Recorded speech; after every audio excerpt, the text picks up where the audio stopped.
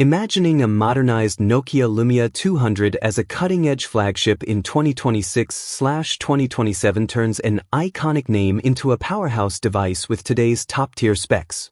In this vision, the Lumia 200 would feature a large 6.8-inch AMOLED display with a 120Hz plus refresh rate and superb brightness, delivering vibrant visuals and smooth interactions for gaming, video, and daily use.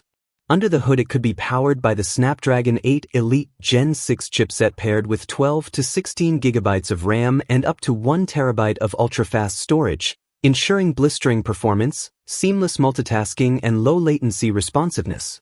Photography would be a major highlight with a 400MP main camera supported by advanced ultra-wide and telephoto lenses plus AI-driven imaging features for stunning shots in all conditions.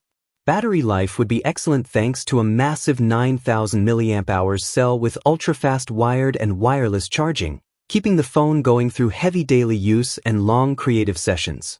Running the latest Android with a clean Nokia-branded software experience, the device would also include 5G connectivity, Wi-Fi 7, stereo speakers, and in-display biometrics for security, blending nostalgic branding with flagship-level performance, design, and future-ready features.